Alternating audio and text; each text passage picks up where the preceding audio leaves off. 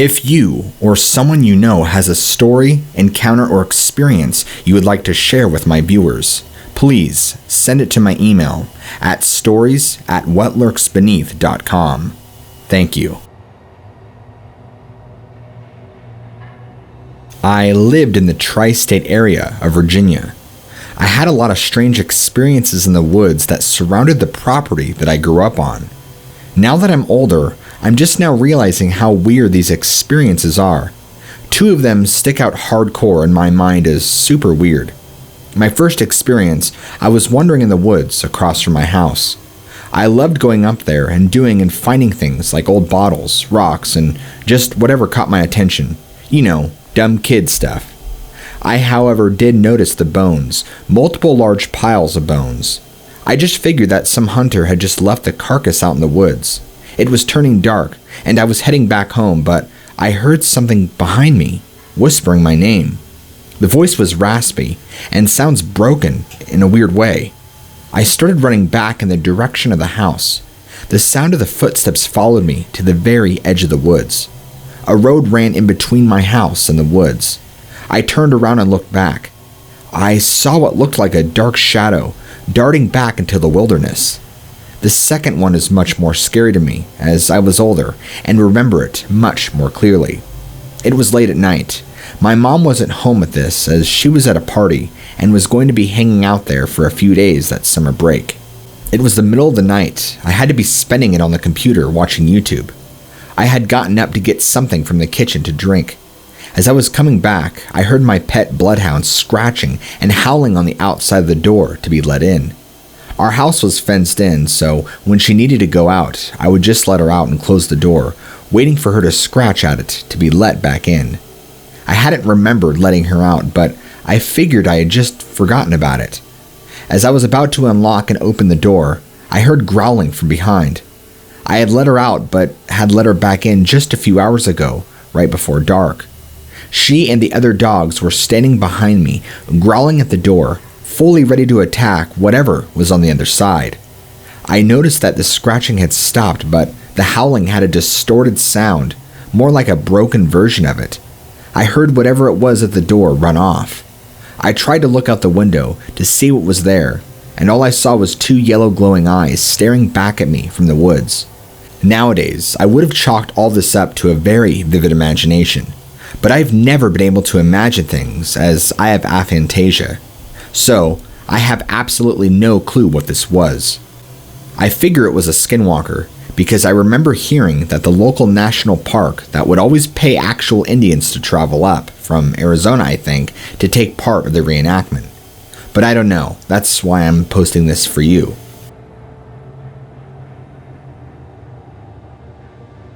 I have one personal experience from 8 years ago. I used to live on the Navajo Reservation in a town called Shiprock. I was living with a girl I met in boarding school, a high school for Native Americans. The night it happened, we had decided to end the relationship, and it was going to be my last night there before I went back to the res. She was Navajo from New Mexico, and I'm Apache from Arizona.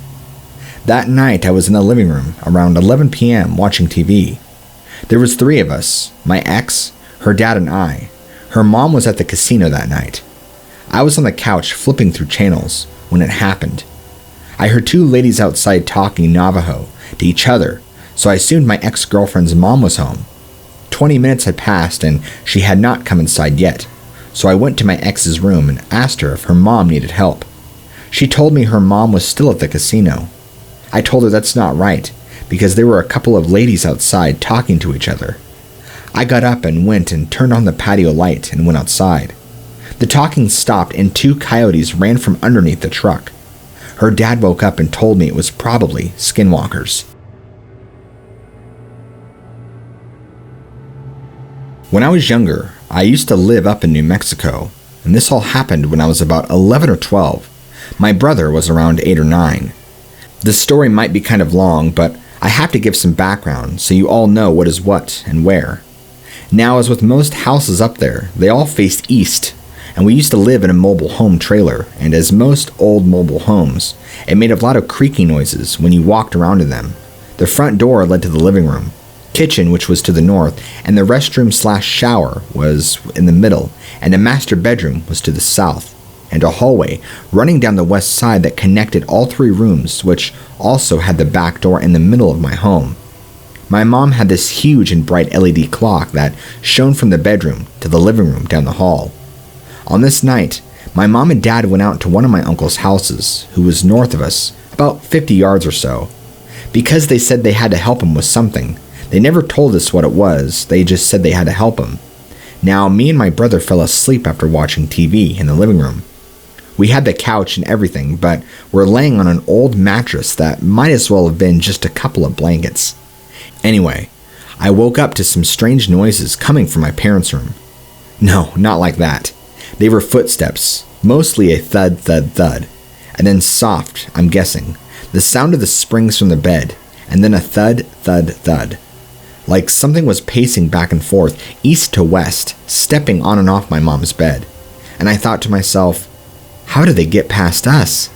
There's no way for my mom and dad to have gone past us without opening the door, without making so much noise, especially while walking on the floor right next to us. So I decided to roll over to check the time and see what the noise was. And that's when I saw it, or something, but from what I could tell, it was maybe a little taller than 5 feet, and it was fuzzy from what I could tell by. It walking in and out of the light of the clock at first I thought was a trick of the light, or me being sleepy, so I rolled over more just to get a better look at it. The floor beneath me cracked loud at the same time, and the thing stopped in front of the light, and it slowly turned toward me. I could quickly make out something like the head, with hair that looks like it had been electrocuted, but more poofy, like the fuzzy part of a feather, and 2 bumps on the head, tiny traffic cones that were also fuzzy, but more distinctive than the head. As soon as I saw it, I froze, and when it turned, it felt like it took everything around me away, and the sound and air turned thin. It was so quiet. But as I lied there, watching it turn and then straighten out toward me, it slowly got down and out of the light, sort of like the darkness around it was absorbing it. I don't know what it was. Maybe it was fear or just curiosity, but I felt dread and scared somehow, and I managed to snap out of it and started to shake my little brother to tell him quietly, "There's a monster in my mom's bedroom. Wake up, wake up." When he finally did, he started to make loud groaning noises, and I covered his mouth and told him again that there's a monster in mom's bedroom. I couldn't tell if he was scared or not, but I told him, we're going to make a run for it to my uncle's house, and to no matter what, don't stop. Slowly as we were talking, I could hear the floors creaking. It was coming down the hall toward us, and I saw the shadow on the floor getting larger. I managed to get us to our knees, and right as we were about to make a run for the door itself swings open, and my parents walked in, both shaking their jackets, saying, "Whew, it's cold." In Navajo, when they see us both, they were shocked, and I quickly jumped up and said, "There's a monster in your room, there's a monster in your room." And as usual, my parents just looked at me and said, "What?" My mom shrugged and told me my dad to go check it out. My dad turned on the hallway light, walked into the room, and said that there was nothing. I was so freaked out, so when my dad said, "Come look," I made sure that he checked everything before I went in there, and I asked him to check under the bed, opened my mom's closet, even opened the drawers and a dresser. Then I asked him to check the restroom behind the shower curtain. There was nothing. The windows and doors were all locked from the inside to this day, and I still have no explanation for it.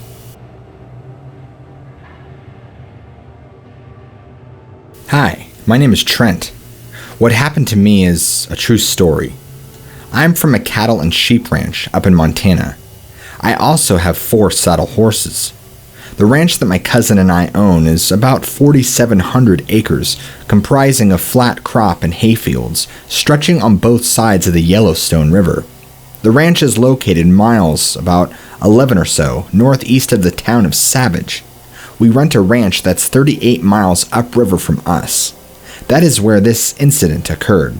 The leased ranch is huge, comprising of over 13,000 acres. The folks that own it are multimillionaires from Oregon who only visit it a few times per year. The ranch has a very rough terrain and 3 small creeks running through it.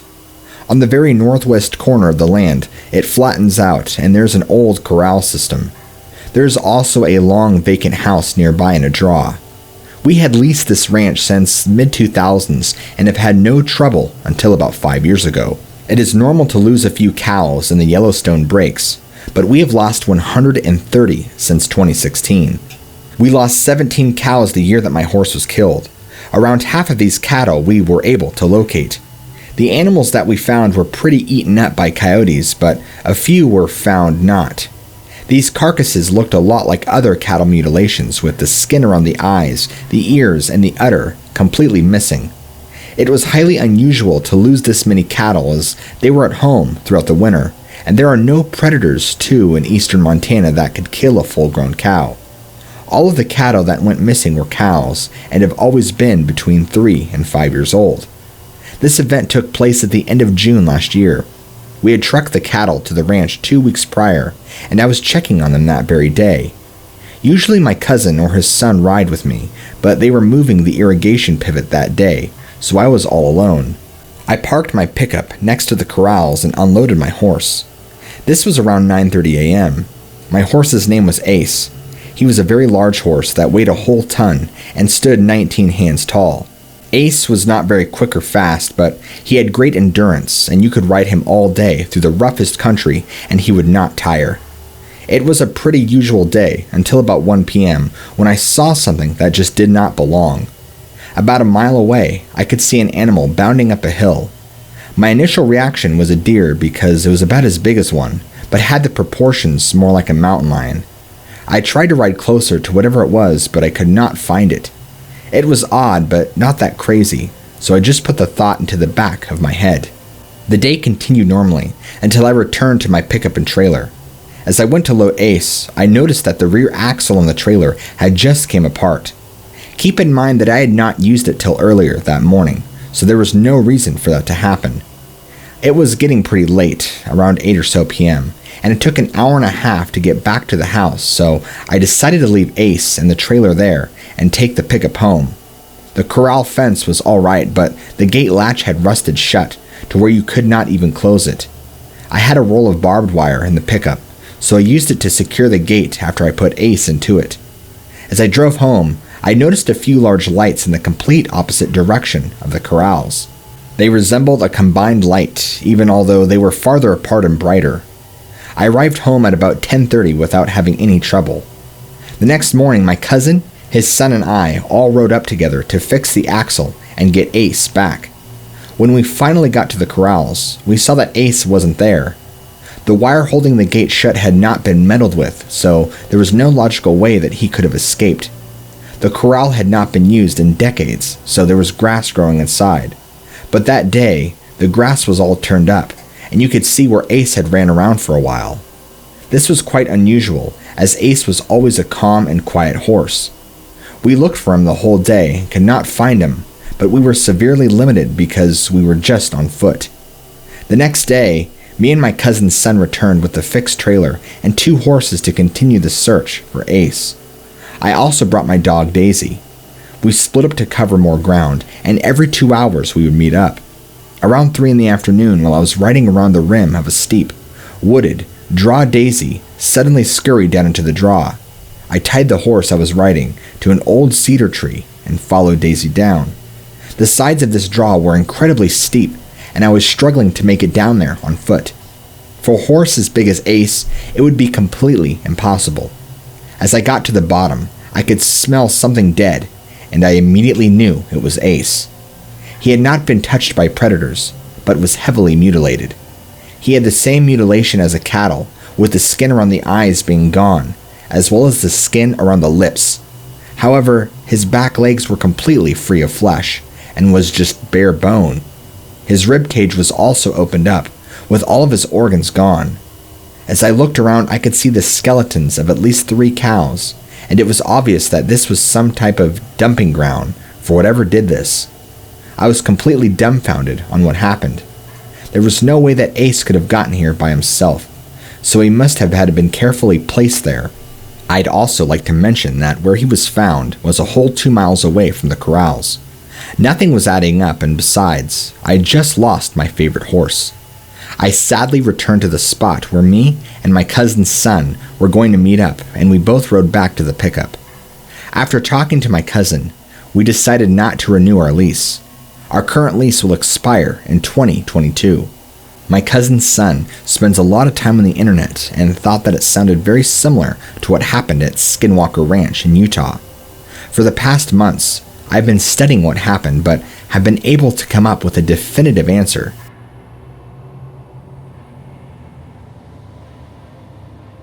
So, mind you, this was at an inpatient facility in Flagstaff, Arizona, which is in northern Arizona, the woodsy part of the state.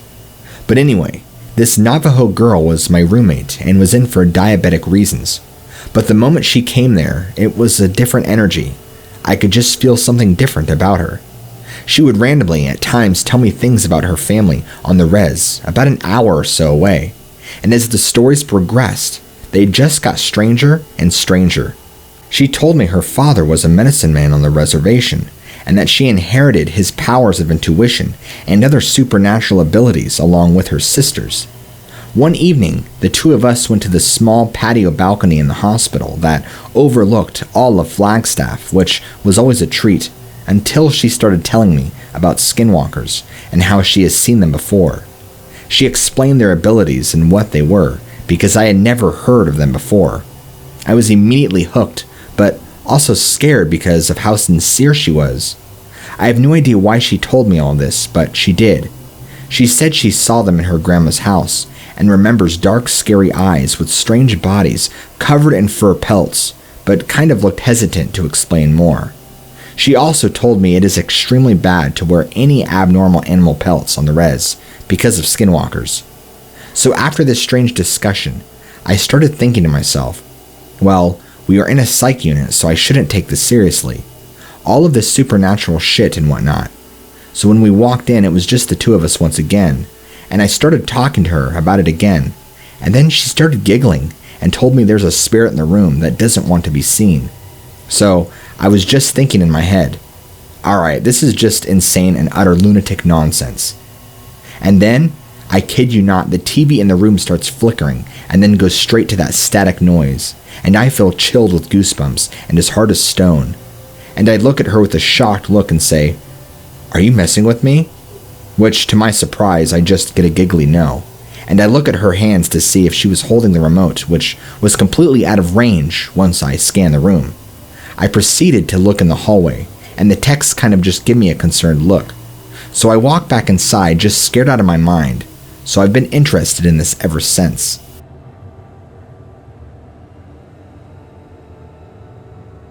I live in the Oklahoma-Texas area, where there were, and still are, quite a few Native American societies and activities and all that. Neither of these are mine, but my buddy told me about two potential sightings. I'm not too knowledgeable about where skinwalkers inhabit. The first one was on his land. He has a long driveway, lined on one side with rather dense brush and tangled around a fence. On the other side of the brush fence is a pasture where a neighbor keeps his cows. On the other side of the road is open pasture with no fence. He was driving down the driveway at night when he heard barking get close to him. Approaching him from the neighbor's pasture, he sees a hunched creature, dark and hairy, and bigger than any coyote he's seen or any of his dogs. He said it was unlike anything he's ever seen, and it was so fast that he could not make out any fine details. When he saw it, he said he got this feeling of dread that hit him and stayed with him until the following morning. The second was in an area near us called Butcher's Pen. It's near an old, most definitely haunted fort, called Fort Washita, which was created in the 1840s as protection for the people from the Plains Indians. It was used throughout the Civil War by Confederate soldiers and burned down after the war. He said he was told to avoid that area because people often go missing, but his GPS took him right through it. He was driving back towards our town, again at night, when he noticed a coyote running alongside him. It seemed unremarkable aside from the fact that it was rather large for a coyote. He didn't think anything of it until he looked down and saw that he was going 65 miles an hour, and the coyote was keeping pace. The coyote sped up and crossed in front of him, turning to look at him, and in his words, seeming to break its neck in doing so, as it turned a full 180 degrees before veering off the road and running into the woods. As I said, I'm not too savvy when it comes to this stuff, although I enjoy reading it, so I have no idea. He swears they were skinwalkers, which he is Native American if that matters. But what do you think they could have been?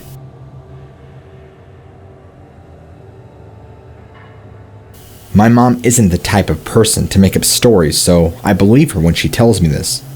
My mom has had some encounters with skinwalkers and paranormal. This happens in Arizona. She just woke up from a nap and she noticed everybody was gone one time. It was the dark outside. She remembered her parents saying they were going to the store. Anyway, she was home alone and decided to watch TV. Then suddenly, she felt something watching her. So she closes the screen door and the blinds. You could see her from the kitchen window too, and she still felt something watching her. So she went and closed the garage doors and made sure they were locked. When she goes back to the living room, and then she hears sounds coming from her room. Anyway, she goes to the room and hears what sounds like somebody trying to open the window, and as she walks in, she looks straight at the window and stops dead in her tracks. What she saw was a man with a half-painted face, from cheekbone down, and coyote skin on his head that went down its back. Its hands were painted black, and it was staring directly into her eyes. She was so scared and wanted to run, but realized she was paralyzed because of its gaze. It slowly opened the window more, started trying to climb in, but not breaking eye contact. My mom was the most scared that she'd ever been and was trying to figure out what to do. But then something happened to its footing, and it had to look down. She said she felt like she could move again, and like its spell was lifted. She quickly ran to the window while it was looking down and slammed the window right on its fingers. She said she'll never forget the sound of its demonic human-like scream as it yanked its hand back from the window and took off. She locked the window and shut all the doors and just sat in the living room, freaking out until everybody came home.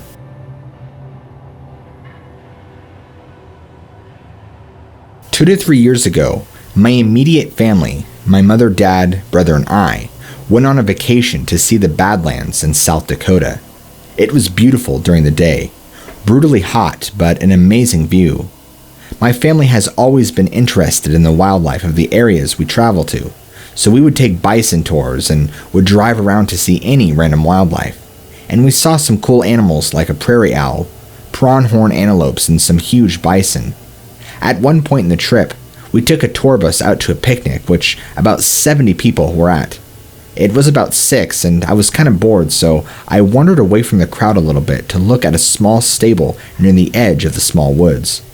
I was wandering and petting the horses when I felt like I was being watched. I looked in the woods and saw nothing. I brushed it off as maybe some small animals that I did not see, but the feeling never left, so I went back to the group to feel safer, and I sat down at a table next to my father. But I looked back into the thin birch woods and I saw something looking right at me. It was very pale and tall, with very bony joints and beady eyes. It looked to be at least 6'9". It looked like it was trying to be human, but didn't know how. Once it caught me looking back, it dashed back into the woods, disappearing. I was a little scared but more interested. What was that I just saw? I brushed it off and continued to have fun. We left about an hour later, 7:30, back to the cabins. Some context. We were staying in a small cabin in legit middle of nowhere. The barn area was about a half an hour drive away, and all big cities like Rapid City were an hour to 2 hours away. Nobody in my family was tired yet, so we went to see a ranger talk, where it was about the stars and how to identify constellations. So as the ranger was talking, a bunch of weird howling noises started up, and everyone looked at the ranger, who seemed to not be bothered at all.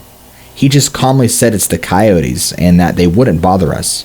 But right after, he said that a howl came up that sounded like the coyotes, but much deeper and much more nasally.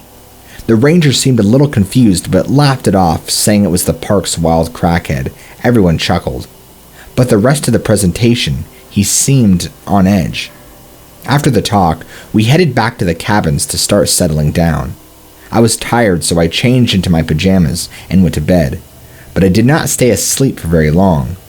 I woke up at 3 a.m. and laughed to myself since it's the witching hour. After trying to fall back asleep for an hour, to no avail, I got up and put on Shark Week on TV. I was semi-listening to it while zoning off, looks out to the window. there was a flood of light coming off of our house, so I could see very clearly. A pronghorn was grazing on some very thin patches of grass about 10 yards away, but it was strange that he was alone out there, since I always saw them in herds. After watching him for about 5-ish minutes, his ears perked up and looked at me. I jokingly smiled and waved at it, and sweet Christ above, the thing smiled back at me. I wish I was joking and could say I hallucinated it, but I was wide awake. Its teeth looked abnormally human, and so did its eyes. It eventually walked away, but its hooves looked like foot. I can say by now I was very shooken up. I got up and went back to my room. When morning swung around, I woke up and threw on my shoes and ran outside to where that whack animal was, and sure enough, there were hoof tracks that stopped and turned to hand and footprints. I freaked out and woke up my mom and dad to show them. They were confused by it, so we found the Star Guide park ranger and asked him about the footprints. He asked to see, so we took him over to them, and he took a nice long good look at them and said, "Well, I'll be damned. I thought the other rangers were crazy when they told me they saw a skinwalker. Turns out they're right." Apparently, this has been around for a while and is known among the other rangers, so we all went to the museum and talked to one of the Native American female rangers, who calls it by the proper name, the Navajo term for skinwalkers. And she explained the history of skinwalkers, which is a type of harmful witch who has the ability to turn into, possess, or disguise themselves as any animal they wish.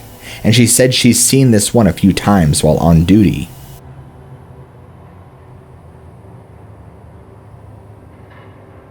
What did I see that day? I've been asking myself that question for quite a while now. Honestly, just thinking of retelling the story makes me scared. I can't remember exactly what year it was, maybe 2014 or 2015. I lived near a forested area out by the Glenpool, Oklahoma. Between my house and my step-grandparents' house is the forested area in question. It's a bit of a walk, but not that bad. So one day, my mother was at my step-grandparents', and I was leaving their house to head back to my house. So of course I went through the forested area. I always liked going through there, and it was filled with birds singing, and besides the constant traffic, it was peaceful. But something changed. The birds did not sing, and the wind didn't blow. There was just this eerie silence. I couldn't even hear the traffic at this time. And that's when it happened. My mother was calling my name, but I was confused. Her voice came from deeper into the woods, away from both of the houses. So I looked around, and just like that she called me again. And again. And I followed for only a couple of minutes, until all of a sudden my entire body started to scream to get out of there. I turned to walk back to the house, and right when I did, the second I turned to look, I saw a black figure staring down at me from a hill. It was in the shade, and I did not stop to ask what it was. I hauled my ass out of there, back to my step-grandparents, and I ran to my mom instantly, telling her what had just happened. She didn't believe me. She told me I was just imagining it. So I thought she was right. Maybe I was, but then I got curious and asked why she was calling my name away from the houses. She wasn't, and I know my mother's voice. That was her exact voice. I let it go, and soon after we moved somewhere else. I don't know how this happened, but the thing followed me, because after my cousin left the house, and I was in bed trying to sleep. Right outside my window, I heard my cousin's voice. But this wasn't like the woods.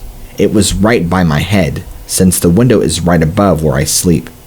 It was a name my cousin calls me, and that's what was said outside my window. But it was wrong. It was all garbled up like a bad recording, and my entire body froze up in fear. And it kept going, but I ignored it and ended up passing out. To this day, I haven't had any more problems that I know of, but it wasn't that I saw the figure.